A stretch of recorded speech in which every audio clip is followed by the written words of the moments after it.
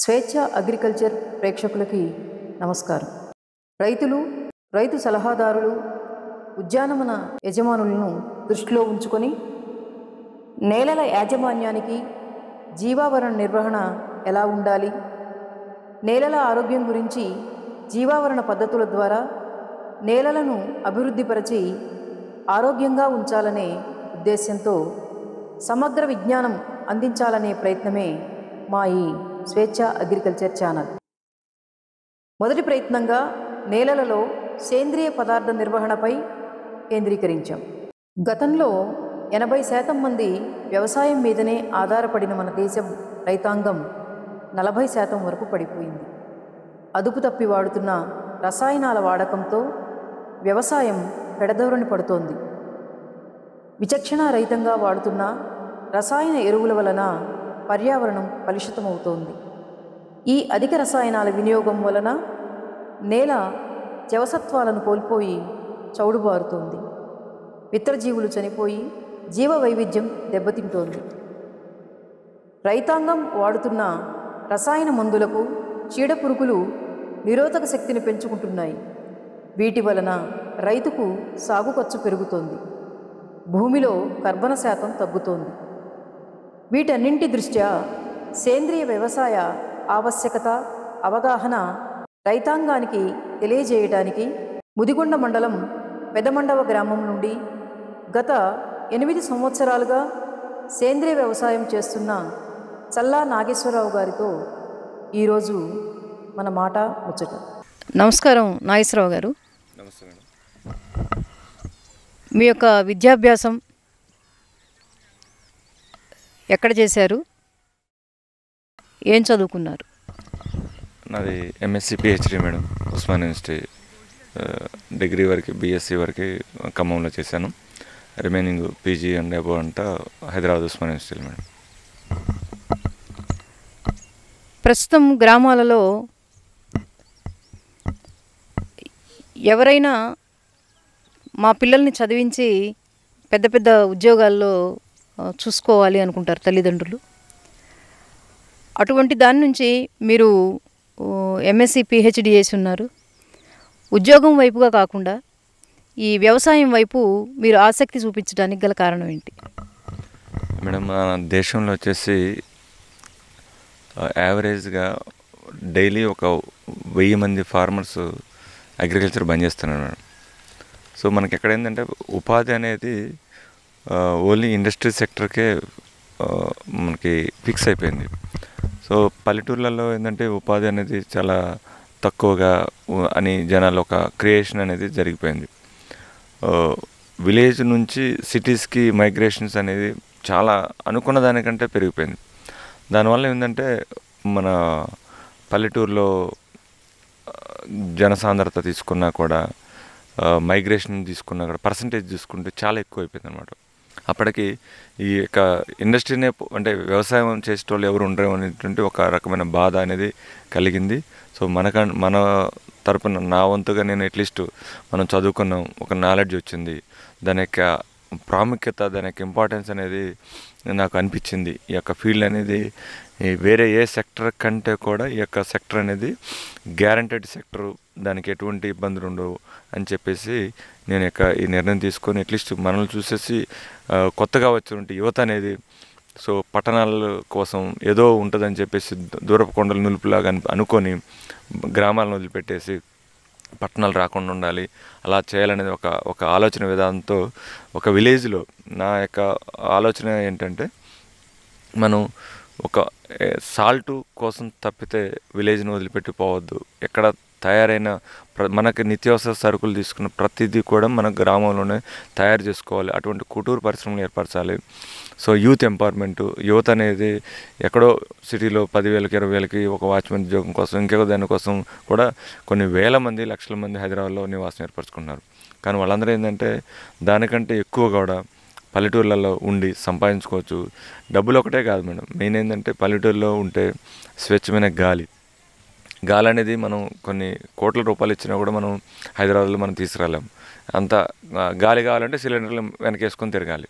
So అది possible భవిష్యత్తులో మనకి డబ్బులు ఉన్నాయి, మంచి గాలి కావాలంటే సిలిండర్ వేసుకుని తిరగాలి. అది కూడా కాదు కదా. సిలిండర్ కూడా మళ్ళీ again it is a chemical.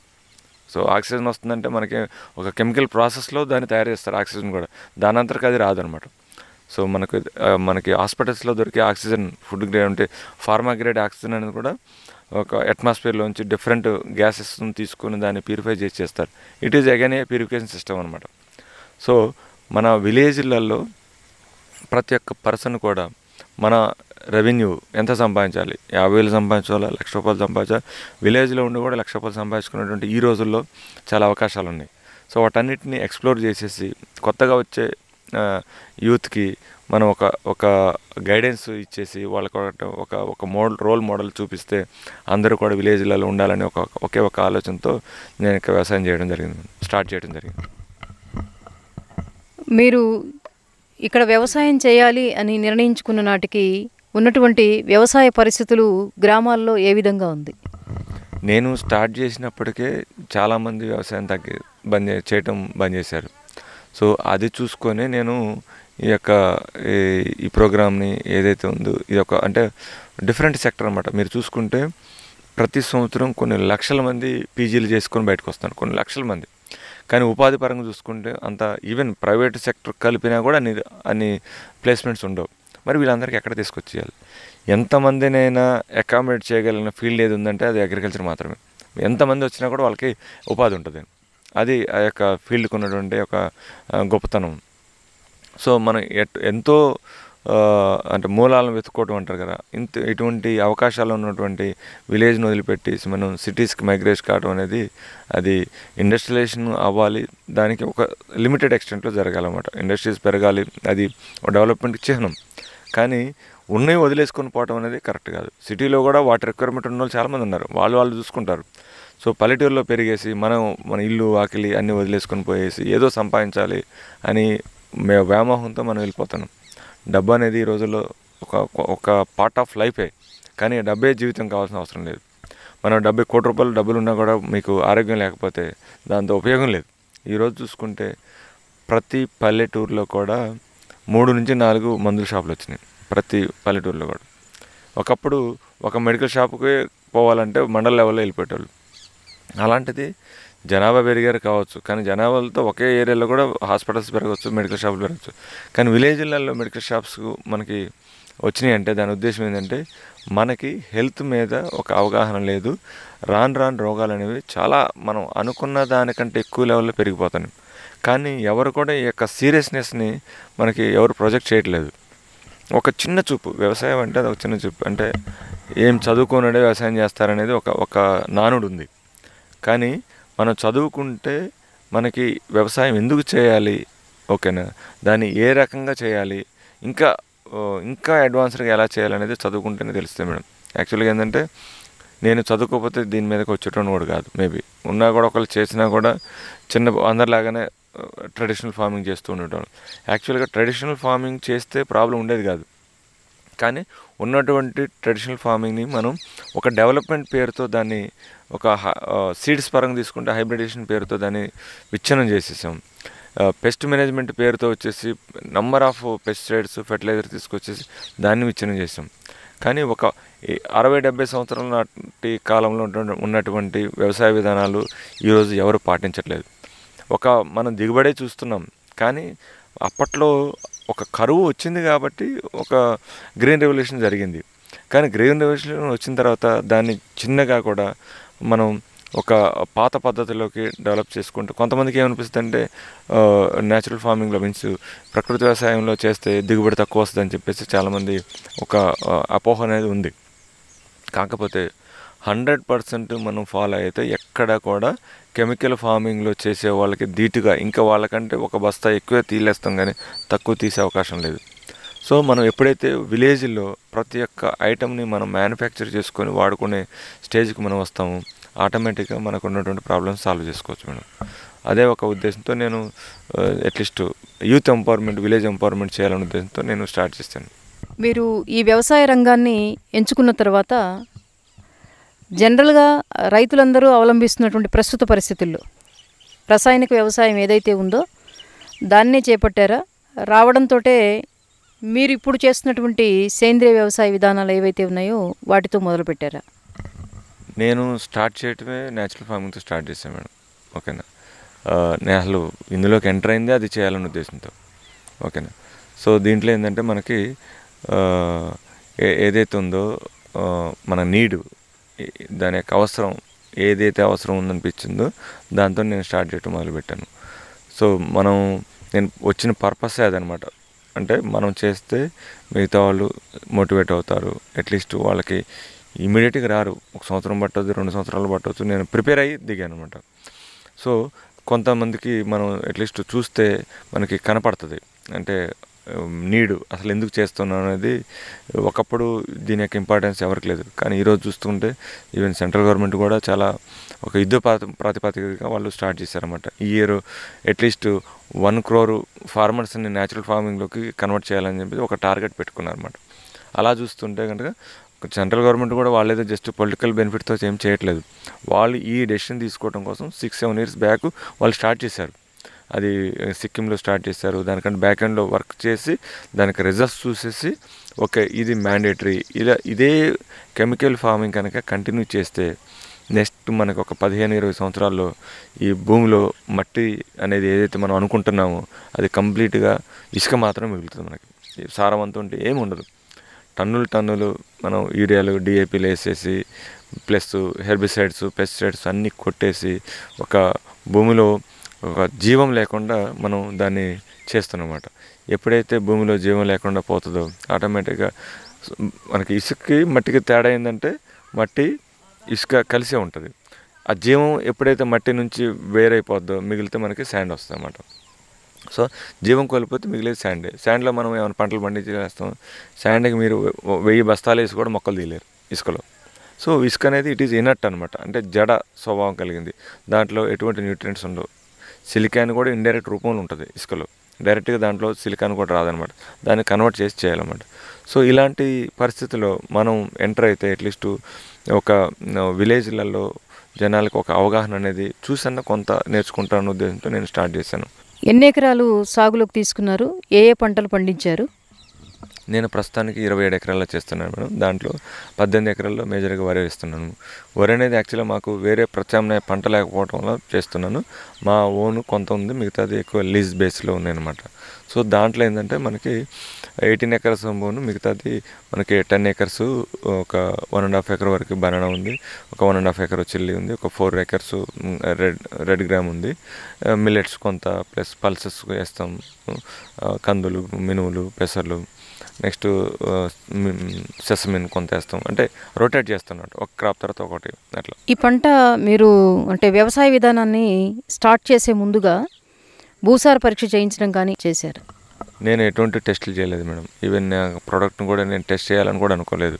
ఎందుకంటే మనం అవలంబిస్తున్నాం, మనది ఏంటంటే తెలుసు. సో మనకేంటంటే ఎప్పుడైతే మనకి ఈల్డ్, నేను చెప్పాను కదా, కార్బన్ శాతం పెరుగుద్దో ఆటోమేటిక్గా దాని యొక్క ఇంపాక్ట్ అనేది మనకు ప్రొడక్ట్ యొక్క దిగుబడి మీద కనపడుతుంది. మనకు వచ్చే పెస్ట్ రెసిస్టెన్స్ అనేది పెరుగుతుంది. సో ఆ రెండు మనకి డైరెక్ట్గా రిజల్ట్స్ అన్నట్టు. మనం ఎటువంటి కార్బన్ నేనైతే చెక్ చేయలేదు, చెక్ చేయాల్సిన ఆలోచన కూడా రాలేదన్నమాట. ఇప్పుడు ఈ జీవామృతం ద్వారా ఎటువంటి నేలనైనా కార్బన్ శాతాన్ని పెంచుకోవడం ద్వారా మనము దిగుబడి తీసుకోవచ్చు అని చెప్పేసి అంటున్నారు కదా. జనరల్గా రైతు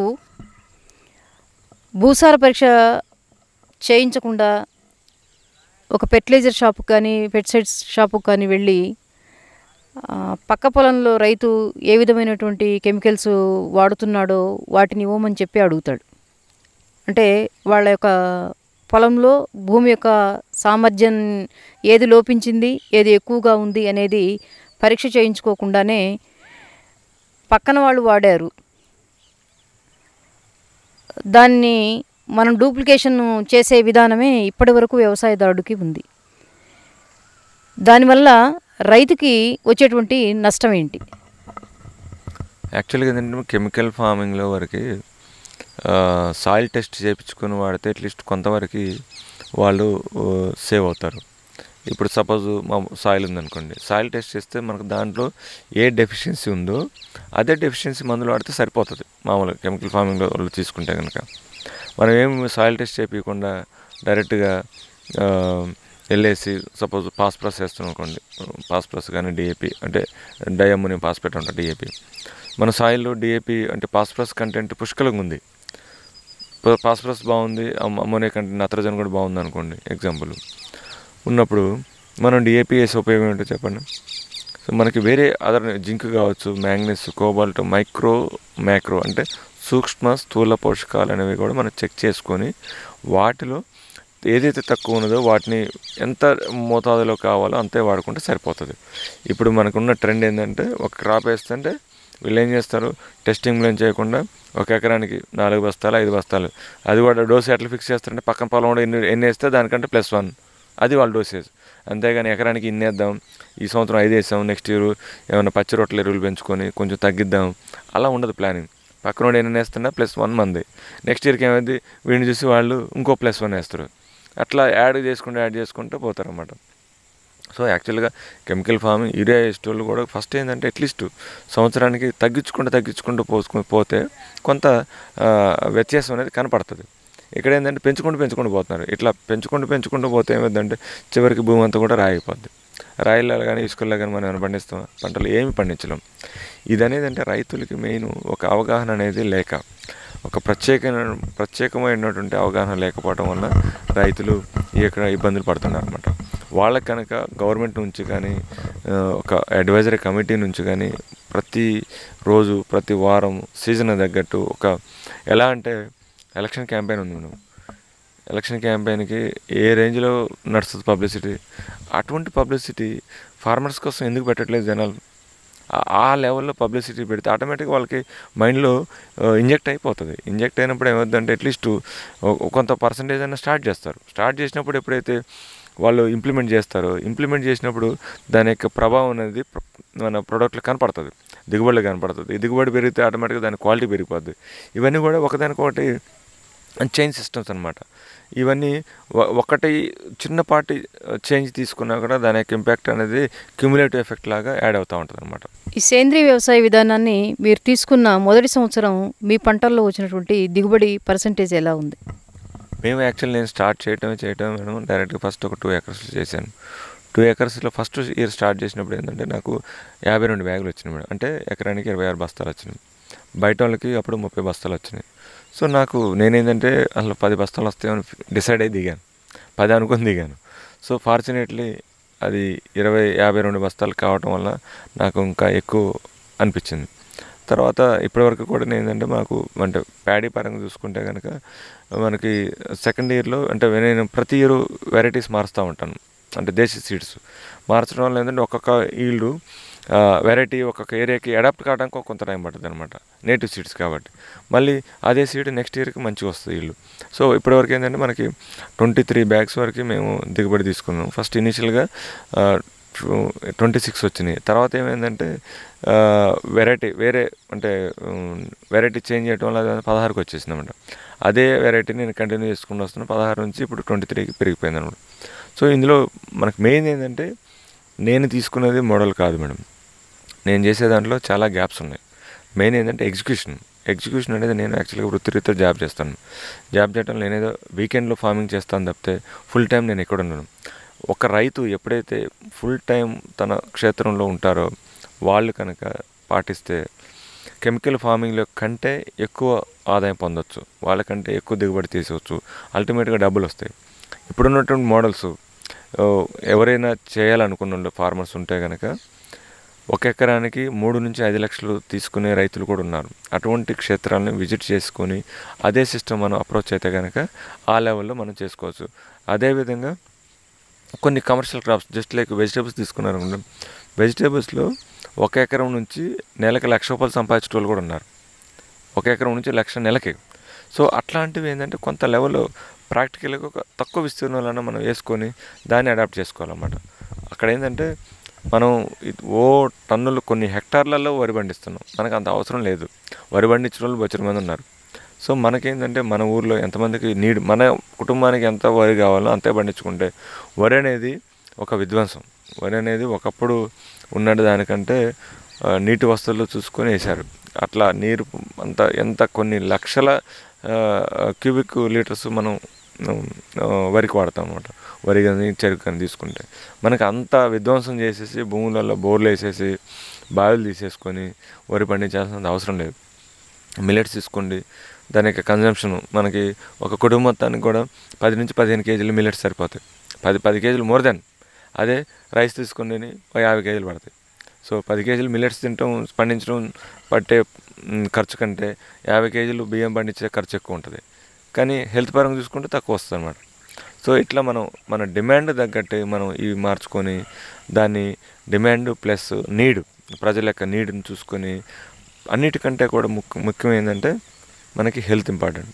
ఆ హెల్త్ అనేది ఎలా చేయాలనేది కూడా మనం పండించే పంట నుంచే వస్తుంది అనమాట. ఆ పంట ఎలా పండించాలంటే రైతులు ఎప్పుడైతే దీనికి న్యాచురల్ ఫార్మింగ్ కన్వర్ట్ అవుతారో అప్పుడు దాని యొక్క నీడ్ పెరుగుతుంది. ఆటోమేటిక్గా మీరు ఏం చేసినా కూడా చివరికి రైతుకి లాభం ఇంపార్టెంట్ మేడం. ఆ లాభం అనేది కెమికల్ ఫార్మింగ్లో లేదు. అది ఒక భ్రమలో బతుకుతున్నారు అందరూ అంతే. మీకు లాభం కావాలంటే ఈ న్యాచురల్ ఫార్మింగే ఒకటే. ఇప్పుడైతే మనకు ఇంటిగ్రేటెడ్ ఫార్మింగ్, మనకి ఈ పంటలతో పాటుగా డైరీకి లింక్ చేసుకోవాలి, పౌల్ట్రీ లింక్ చేసుకోవాలి, మీట్ కూడా ఉంది. ప్రతిదీ కూడా అట్లీస్ట్ కొంత ఒక ఫ్యామిలీ తీసుకుంటే, ఒక ఎకరం తీసుకుంటే 2 మేకలు పెట్టుకోవచ్చు, 10 కోళ్ళు పెంచుకోవచ్చు. ఒక ఎకరం విస్తీర్ణంలో వేరే పంటలతో పాటు కూడా తక్కువలో తక్కువ 15 నుంచి 30 కోళ్ళు పెంచుకోవచ్చు. అంటే వాటితో ఒక ఇన్కమ్ అనే కాదు. నేను I'm not supporting for non veg. కాకపోతే ఏంటంటే పోనీ ఇది లేదని చెప్పేసి జనాలు ఆగుతున్నారంటే లేదు, ఇంకా డిమాండ్ ఇక చికెన్ కానీ నుంచి మటన్ కానీ దానికి వినియోగం బీభత్సంగా పెరిగిపోయింది. సో దానికంటే కూడా అట్లీస్ట్ ఎంతో కొంత ఏదో తెలుగులో సామెత చెప్తారు, గుడ్డి కంటే మెల్లనయం అన్నట్టు. సో దానికి అట్లీస్ట్ బాయిలరు తినేదానికంటే అట్లీస్ట్ నాటుకోళ్ళు కానీ ఇంకా ఏదైనా పెంచుకొని తింటే అది బెస్ట్ అనమాట. ఒకప్పుడు ఏంటంటే విలేజ్లలో నాన్ వెజ్ వినియోగం ఎట్లుందంటే చుట్టం వస్తూ ఉండేది, లేదంటే పండగ వస్తూ ఉండేది. ఇప్పుడు ఏంటంటే సండే వస్తూ ఉంటుంది అనమాట. ఒక సండే పోయింది, ఇప్పుడు 2 సండేలు వస్తున్నాయి వారానికి. సో ఆటోమేటిక్గా ఏంటంటే అవి నాన్ వెజ్ తీసుకున్న కాడ నుంచి జనాల్లో హార్మోనల్ బ్యాలెన్స్ అనేది తప్పిపోయింది. అదంతా ఎక్కడి నుంచి వస్తుంది? మనం తీసుకున్న ఫుడ్ దగ్గర నుంచి. ఎప్పుడైతే హార్మోనల్ బ్యాలెన్స్ తగ్గిపోతుందో మనిషి బిహేవియర్ మారిపోద్ది. బిహేవియర్ మారిన కాంచి వాళ్ళు చేసే యాక్టివిటీస్ మారిపోతాయి. ప్రతిదీ ఇంటర్లింక్ అనమాట. ఇదంతా కూడా ఎక్కడి నుంచి వస్తుంది? మనం తినే ఫుడ్ దగ్గర నుంచి వస్తుంది. 100 కోట్లు ఆస్తుంది మేడం. ఎవరికో క్యాన్సర్ వచ్చింది అనుకోండి ఎగ్జాంపుల్. మీకు క్యాన్సర్ వస్తే తగ్గించలేని జ్వరం, ఏదో క్యాన్సర్తో ట్రీట్మెంట్ ఏంటంటే సెల్ఫ్ లైఫ్ని కొంతవరకు ఎక్స్టెండ్ చేస్తాం. సపోజ్ ఒక 1 ఇయర్లో చనిపోతారు అనుకుందాం ఎగ్జాంపుల్, లాస్ట్ స్టేజ్లో ఉన్నారనుకో. 3 నెలలు బతికేటోళ్ళు ఇంకో 4 నెలలు బతికిస్తారు అంతే. అల్టిమేట్గా మీరు చూడండి, ఎనీ క్యాన్సర్ వచ్చి సర్వైవ్ అయిన కేసులో 1% కూడా ఉండవు. సో అసలు ఎందుకు వస్తున్నాయి క్యాన్సర్స్? మనకి అలోపతి అనేది ఇట్ ఈజ్ ఒక వరం అనమాట. అంటే అలోపతి అనేది ఒక కంపల్సరీ మెడికేషన్. అది ఎప్పుడు ఎమర్జెన్సీలో వాడాలి దాన్ని. ఇప్పుడు యాక్సిడెంట్ అయింది, ఫ్రాక్చర్ అయింది, వేరే ఆప్షన్ లేదు. అలోపతిలోనే ట్రీట్మెంట్ తీసుకోవాలి. అంతేగాని తుమ్ము వచ్చింది, జలుబు వచ్చింది, దగ్గు వచ్చింది, అన్నిటికి పోయి పారాసిటమాల్ వేసుకుంటాను, డోలో వేసుకుంటాను అంటే కుదరదు కదా. సో ఎమర్జెన్సీ మెడికేషన్ ఏదైతే అసలు మెడిసిన్స్ కనుక్కున్న పర్పస్ అది ఎమర్జెన్సీ మెడికేషన్. ఇప్పుడు వేరే కంట్రీస్లో తీసుకుని ఎవరైనా మనం పోయి ప్రిస్క్రిప్షన్ లేకుండా ఎవరైనా ఇస్తారా? వాళ్ళు ఒక ప్రిస్క్రిప్షన్లో ఒక మెడికేషన్ చేయాలంటే ఎంతో టెస్టులు చేసేసి కానీ వాళ్ళు చేయరు. కానీ మన దగ్గర ఏంటండి విచ్చలవిడిగా మనకి బయట మార్కెట్లలో దొరికే, ఇప్పుడు లిక్కర్ ఎట్లా దొరుకుతుందో అట్లా మందులు ఎవరు పడితే వాళ్ళకి వచ్చేస్తాయి అన్నమాట. డాక్టర్ ప్రిస్క్రిప్షన్కి సంబంధం లేదు. కానీ ఒక పర్సన్ మెడికేషన్ తీసుకునే స్టేజ్కి ఎందుకు వచ్చినారు అనేది ఎవరు ఆలోచించాలి. ఎప్పుడైతే దాన్ని ఆలోచిస్తారో ఈ ప్రాబ్లమ్స్ అన్నిటికీ సొల్యూషన్ వస్తుంది అన్నమాట. జనరల్గా రసాయనిక వ్యవసాయం చేసే రైతు దగ్గర పంటల యొక్క దిగుబడి సంవత్సరంకి తగ్గిపోతూ వస్తుంది. 40 బస్తాలు పండించిన రైతు ఈరోజు 20 బస్తాలు వస్తే బాగా పండించామని చెప్తున్నారు. మీరు ఈ సేంద్రీయ వ్యవసాయాన్ని మొదలుపెట్టినప్పుడు 26 బస్తాలు దిగుబడి తీశానని చెప్తున్నారు. ఈ 8 సంవత్సరాల కాలంలో దాని యొక్క దిగుబడి పెరుగుతూ వచ్చిందా? నేను ఫస్ట్ 26 బ్యాగ్స్ తీసినప్పుడు 2 ఎకరాల విస్తీర్ణం చేశాను మేడం. అప్పుడేంటంటే నేను ఓన్గా జీవామృతం దగ్గర నుంచి ప్రతి ఐటెం నేను ఇన్వాల్వ్ అయ్యి నేను చేసుకున్నాను. 2 ఎకర్స్ విస్తీర్ణం ఉంది. కాకపోతే దీన్ని స్కేలప్ చేసే ఉద్దేశంలో ఏమైందంటే 2 ఎకర్స్ నుంచి డైరెక్ట్ నేను 27 ఎకర్స్ అంటే ప్యాడీ వచ్చేసి 2 నుంచి 10 ఎకర్స్కి వెళ్ళాను. 10 ఎకర్స్ నుంచి 18 ఎకర్స్కి వచ్చేసి అనమాట. సో అంత మల్టిప్లై చేసినప్పుడు ఏమైందంటే ఆపరేషనల్ ఇష్యూస్ వచ్చినాయి మేడం. జీవామృతం ఇవ్వాల్సిందన్న టైంకి ఇవ్వలేదు. మేము కషాయాల్స్ ఏదైతే ఉన్నాయో అవి ఏవి కూడా మనం స్ప్రెడ్ కూడా చేయలేదన్నమాట. మెయిన్ జీవామృతం ఇస్తే ఆటోమేటిక్గా క్రాప్ ఈల్డ్ వచ్చేస్తుంది మేడం.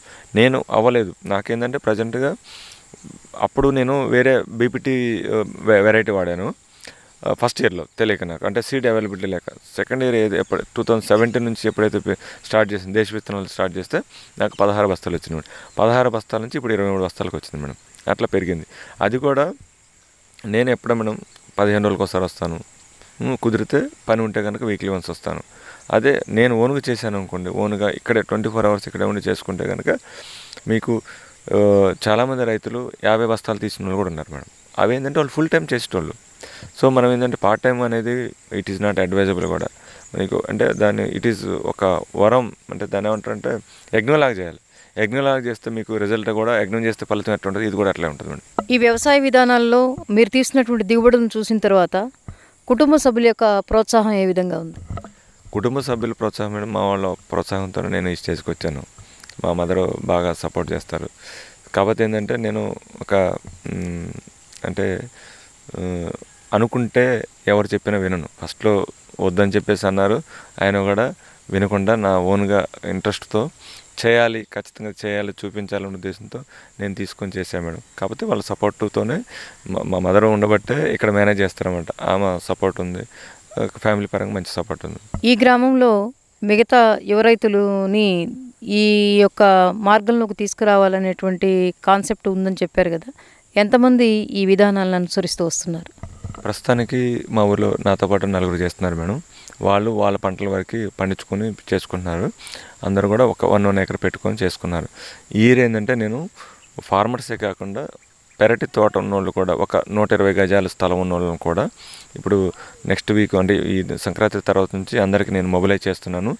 ఒక 60 by 60 గజాల స్థలంలో ఉన్న వాళ్ళతో కూడా అందరితో ఫ్రూట్స్ అండ్ వెజిటేబుల్స్ వాళ్ళ ఫ్యామిలీకి సరిపోను ఒక మన ఉప్పు ప్లస్ రైస్ కాకుండా ప్రతి ఒక్క ఐటెం కూడా దాంట్లో పండించుకునే వెసులుబాటుతో ఆ డిజైన్తో నేను అందరికీ ప్రమోషన్ చేస్తూ ఉన్నాను.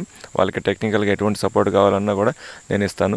జీవామృతం సపోర్ట్ కావాలన్నా దాని ఎటువంటి పెస్ట్ వచ్చినా కూడా వాటికి కూడా నేను అవి కషాయాలు కూడా తయారు చేసి ఇవ్వడానికి కూడా నేను రెడీగా ఉన్నాను వాళ్ళకి. ఫస్ట్ ఏంటంటే మా ఊర్లో మేము విలేజ్లలో కూడా వెజిటేబుల్స్ కూడా ప్రజెంట్ బయట నుంచి కొనుక్కొచ్చుకుంటున్నారు జనాలు. ఈవెన్ మా ఊర్లో పెరుగు ప్యాకెట్లు కూడా కొనుక్కొచ్చుకున్నారు. నాకు చాలా బాధాకరమైన విషయం. ఆవులు తగ్గిపోయినాయి, గేదెలు తగ్గిపోయినాయి, ఏం లేవు. అంటే ఒక పల్లెటూరులో పెరుగు అంటే ఒక మనకు లాజిక్ ఎక్కడ మిస్ అవుతున్నాం అంటే, పల్లెటూరు వాళ్ళు పెరుగు ప్యాకెట్లు తెచ్చుకుంటే ఏమనుకుంటారంటే సిటీలో పెద్ద పెద్ద డైరీలు ఉన్నాయి కదా, వాళ్ళకాంచి మా పాలు వస్తున్నాయి, పాలు పెరుగు వస్తున్నాయని వాళ్ళు అనుకుంటారు. సిటీలో ఉన్న ఏమనుకుంటారంటే ఊళ్ళల్లో గేదెలు చాలా ఉన్నాయి కదా, వాళ్ళకాంచి మాకు పాలు వస్తున్నాయి అనుకుంటారు. ఓవరాల్గా చూస్తుంటే డిమాండ్ సప్లై మీరు ఎక్కడైనా క్యాలిక్యులేట్ చూస్తుండే ఎక్కడ మ్యాచ్ కాదు. మరి వీళ్ళందరికీ పాలు పెరుగు యాడ్ నుంచి వస్తున్నాయి అనేది అది భగవంతుడిగా తెలియలేదు. Question mark. ఇప్పుడు ఎక్కడైందంటే ఎవరిని మనం క్వశ్చన్ పెట్టేటట్లేదు. పోనీ ఎవరైనా పాయింట్అవుట్ చేసినా కూడా వాళ్ళు తీసుకునే స్టేజ్లో కూడా లేరు. సో దీన్ని ఒకరి మీద మనం మోపడం కంటే కూడా మనకు మనం రియలైజేషన్ అవ్వాలి. సో అందుకని మా ఊర్లో ఏంటంటే ఫస్ట్ ఈ కూరగాయలు కొనే ప్రోగ్రాము, పెరుగు కొనుక్కునే ప్రోగ్రామ్స్ బంద్ చేయాలని నేను డిసైడ్ అయ్యాను మేడం. అందుకని ఫస్ట్ వాళ్ళ ఇంట్లో కావాల్సిన సరుకులని వాళ్ళు పండించుకొని చిన్న జాగా 120 గజాలు అంటే చాలామందికి మేజర్గా ఒక 50% పీపుల్కి అయితే ఉంటుంది. అట్లీస్ట్ ఆ 50% పీపుల్ ఎప్పుడైతే స్టార్ట్ చేస్తారో ఆటోమేటిక్గా ఈ 50% పీపుల్ ఇంకో 50% పీపుల్కి సర్వ్ చేయొచ్చు. So chemical free vegetables first మా ఊర్లో చేసి నెక్స్ట్ దాని తర్వాత ఏంటంటే ఎంపవర్మెంట్. సో ఊళ్ళో సస్టైనబుల్గా ఎలా చేయాలని చెప్పేసి మేము ఒక విజన్తో నేను స్టార్ట్ చేశాను. దానికి త్వరలో కార్యరూపం దాలుస్తున్నాను. ఏంటంటే ఒక ఆవు ఉన్నా కూడా, అంటే ఇప్పుడు ఆవులు పెంచాలని ఇంట్రెస్ట్ ఉన్న వాళ్ళు కొంతమంది ఉంటారు. మనకి విలేజ్లలో ఒకప్పుడు ఒక్కొక్క ఫ్యామిలీకి 4-5 ఆవులు ఉండేవి మినిమం, అది నేను చెప్పేది. అట్లాంటిది ఇప్పుడు బజార్కి ఒక ఆవు కూడా లేదు. క్యాలిక్యులేషన్ తీసుకుంటే ఎప్పుడైతే ఫార్మింగ్లో ఆవు లేకపోతుందో, ఆవు మన దగ్గర నుంచి ఎప్పుడైతే దూరం అయిపోయిందో అప్పటి నుంచి వ్యవసాయంలో ప్రాబ్లం స్టార్ట్ అయిపోయింది. అది మెయిన్ అనమాట. సో దీన్ని మనం కనెక్ట్ చేయాలి. ఎవరికైతే ఇప్పుడు గోవులు పెంచడం కూడా అదొక బర్డెన్ లాగా జనాలు ఫీల్ అవుతున్నారు. పశుగ్రాసం మీద నేను వర్క్ చేస్తున్నాను. ఎందుకంటే ఈ ప్రాబ్లమ్స్ అన్నీ కూడా ఒకటి ఇంటర్లింక్ ఉన్నాయి అనమాట. సో ఎప్పుడైతే జనాలకి పశుగ్రాసం అవైలబిలిటీ ఉంటుందో గేదెలు కానీ ఆవులు కానీ పెంచాలని ఇంట్రెస్ట్ వస్తుంది. సో నేనేంటంటే హైయెస్ట్ ఈల్డింగ్ పసుగ్రాసం నుంచి ఎలా తీయాలి దాని మీద నేను వర్క్ చేస్తున్నాను. అంటే ఒక ఎకరం నుంచి కూడా 1000 టన్నులు గ్రాస్ మనం ప్రొడ్యూస్ చేయాలనే ఒక ఇదే ఈ ఎఫెక్టివ్ బయోకల్చర్ మాది అడ్వాన్స్డ్ జీవామృతం ఏదైతే ఉందో దీంతో దాంతోపాటు హై కార్బన్ సాయిల్ అని ఒకటి ఉంటుంది. సో మాకు ఆ సాయిల్ అనేది 40% కార్బన్ ఉంటుంది అనమాట. ఆ సాయిల్ని మన సాయిల్ మిక్స్ చేసుకొని ఈ లిక్విడ్ జీవామృతం అప్లై చేస్తే సో మనకి 1 ఎకర్ నుంచి 1000 టన్స్ గ్రాస్ను ప్రొడ్యూస్ చేయొచ్చు అనమాట. 1000 టన్స్ గ్రాస్ ప్రొడ్యూస్ అయిందంటే మనం ఒక ఎకరంలో ఒక 100 ఆవులు మేపొచ్చు అనమాట. ఒక ఎకరంలో ఒక 100 ఆవులు మనం మేపొచ్చు అనమాట. సో అటువంటి సిస్టమ్ని డిజైన్ చేసుకొని మన విలేజ్లో మా విలేజ్లో వెజిటేబుల్స్ ప్లస్ ఇవి చేద్దామని చెప్పి, ప్లస్ ఆవుల నుంచి కూడా మనం రెవెన్యూ ఎలా జనరేట్ చేయాలి. ఇప్పుడు కర్పూరం కానివ్వండి, మన ధూపాలు కానివ్వండి, లేదంటే అగరబత్తీలు కానివ్వండి, ఇవన్నీ కూడా కౌ డంగ్ నుంచి తయారు చేయొచ్చు అనమాట.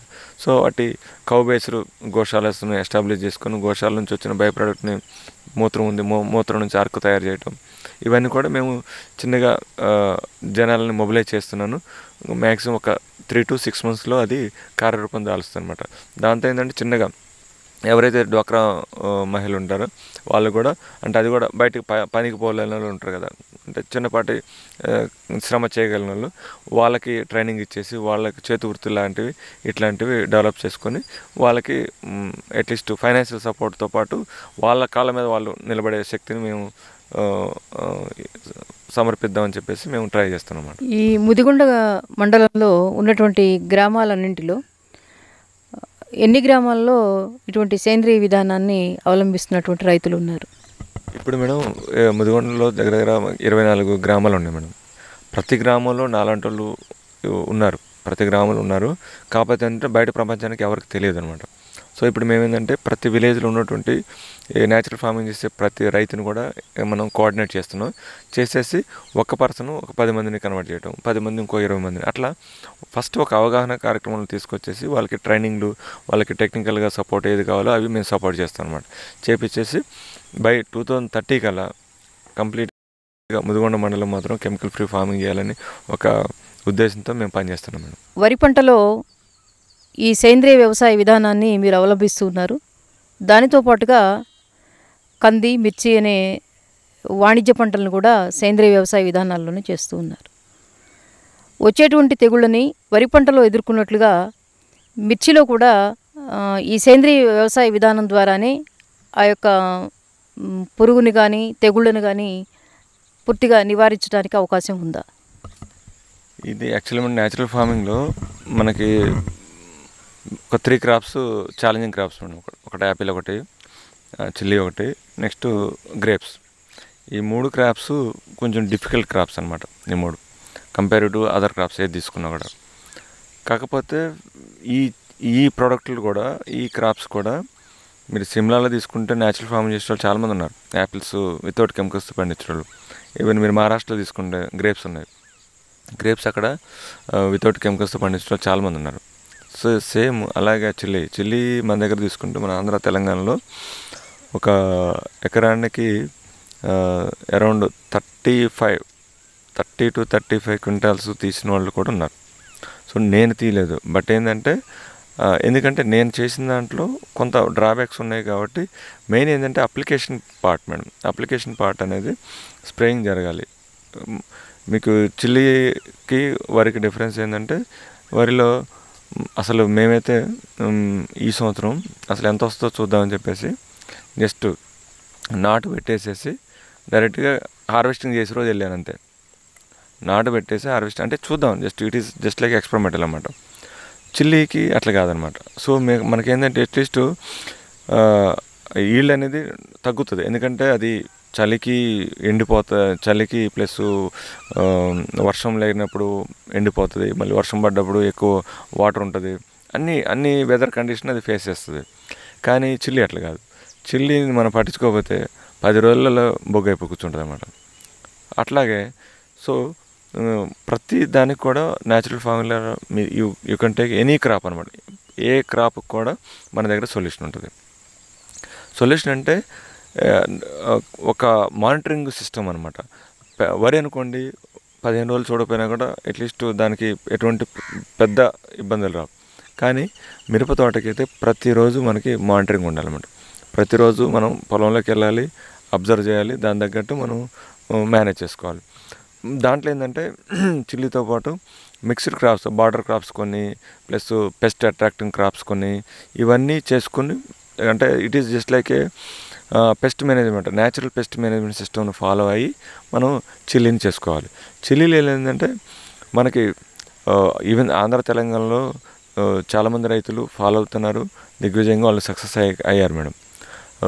చిల్లీ అని కాదు, ఏ ప్రతి ఒక్క పంటలో కూడా మనం న్యాచురల్ ఫార్మింగ్ చేయొచ్చు అనమాట. పెస్ట్ మేనేజ్మెంట్ కొంచెం డిఫికల్ట్గా ఉంటుంది, కాకపోతే ప్రోడక్ట్ అనేది మీరు ఎక్స్పెక్ట్ చేసినట్టుగా అంటే ఇట్ ఈస్ అగైన్ దిగుబడి విషయంలో దిగుబడి కాదు, క్వాలిటీ అంటే లుక్, విజువల్గా లుక్, టేస్ట్ వైజ్ మీకు ఇంకా వీ కెనాట్ బీట్ అనమాట. ఈ ప్రోడక్ట్ను వేరే ప్రోడక్ట్స్ బీట్ చేయలేవు, టేస్ట్ వైజ్ మీకు ఎక్కడ తగ్గలేదు.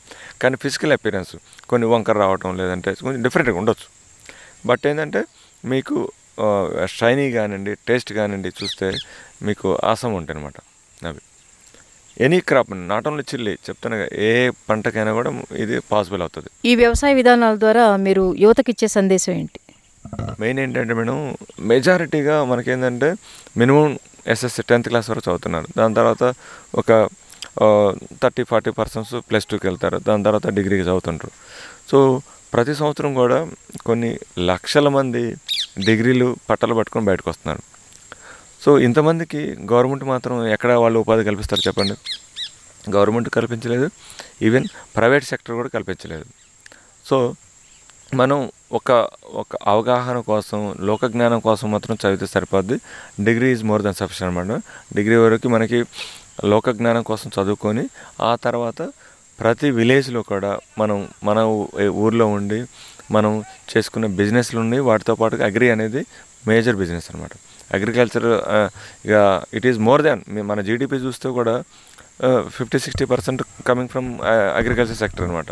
సో ఇంత ఆపర్చునిటీస్ మనం పెట్టుకొని ఎక్కడో పోయి పట్టణాలలో ఉండి, నగరాలలో ఉండి, కాలుష్యంలో ఉండి, గాలి డ్రైనేజ్ దగ్గర ఉండాల్సినంత కర్మే ఉంది మేడం. సో ఇంత లాయల్టీ, ఇంత లగ్జరియస్ లైఫ్ విలేజ్ అనేది it is more than luxury. మీకు చూడండి, ఇక్కడ మనం ఒక 3 hours స్పెండ్ చేస్తున్నాం without AC, without fan, even ఎండ ఉన్నా కూడా. కానీ ఎక్కడ కూడా మనకి అంటే ఫ్రస్ట్రేషన్ వచ్చినట్టు కానీ చికాకు పడినట్టు కూడా లేదు. కానీ అదే మీరు పోయి సిటీలో ఉండి ఒక 2 గంటలు ఫ్యాన్ వేయకుండా ఉండలేస్తారా ఇంట్లో? ఎక్కడ ఉండలేము. సో ఆ లైఫ్ స్టైల్, సెడెంటరీ లైఫ్ స్టైల్కి అలవాటు పడిపోయాం. మీరు చూసుకుంటే మెయిన్ ఆరోగ్యం అనేది ఇంపార్టెంట్. ఆరోగ్యం రావాలంటే పల్లెటూళ్ళు ఉంటేనే ఆరోగ్యం వస్తుంది. అది దీన్ని దృష్టిలో పెట్టుకొని మనిషికి కావాల్సిన జీవన విధానానికి సరిపోయినటువంటి డబ్బులు విలేజ్లో ఉండి బ్రహ్మాండంగా సంపాదించుకోవచ్చు. సో విలేజ్ నుంచి పట్టణాలకి మైగ్రేషన్ కాకుండా మన ఊర్లో ఉండి మనం సంపాదించుకొని మన కాళ్ళ మీద మనం నిలబడాలి అని ఒక యువతకి నేను రిక్వెస్ట్ చేస్తున్నాను మేడం. ఆ స్టేజ్లో మనకు రావాలి. అగ్రికల్చర్ అంటే ఆమోదించాల్సిన సంస్కృతి అంటారు. అంతే, తప్పకుండా మేడం. అగ్రికల్చర్ అనేది అది మనకు జీవన విధానం అనేది, పార్ట్ ఆఫ్ లైఫ్ అదనమాట. ఎప్పుడైతే మన లైఫ్లో నుంచి అది అగ్రికల్చర్ బయటికి పోద్దో దాని యొక్క రిజల్ట్స్ అనేవి ఇక వరస్ట్గా ఉంటాయి అన్నమాట. ధన్యవాదాలండి. మీరు పెట్టుకున్నటువంటి ఆదర్శవంతమైనటువంటి గ్రామంగా, ఉత్తమ సేంద్రియ వ్యవసాయ విధానాన్ని అవలంబించే మండలంగా ముదిగొండ మండలాన్ని తీర్చిదిద్దుతానని 2030 వరకు చేస్తా అని చెప్తున్నారు. ముందుగా మీకు ధన్యవాదాలు తెలియజేస్తున్నాను దీనికి, దానితో పాటుగా అభినందనలు కూడా. నేల స్వభావం ఎలా ఉన్నా దానిలో భూ సామర్థ్యాన్ని పెంచుతూ సేంద్రియ వ్యవసాయ విధానం అవలంబించడం ద్వారా నేలలో కర్బన శాతాన్ని పెంచి ఎటువంటి పంటనైనా అధిక దిగుబడులు ఎలా తీయాలో మనం నాగేశ్వరరావు గారి వ్యవసాయ క్షేత్రాన్ని దర్శించిన తర్వాత వారి మాటల ద్వారా విన్నాం. స్వేచ్ఛ అగ్రికల్చర్, ఇది మన కల్చర్. మీ వసుంధరా భాస్కరణి.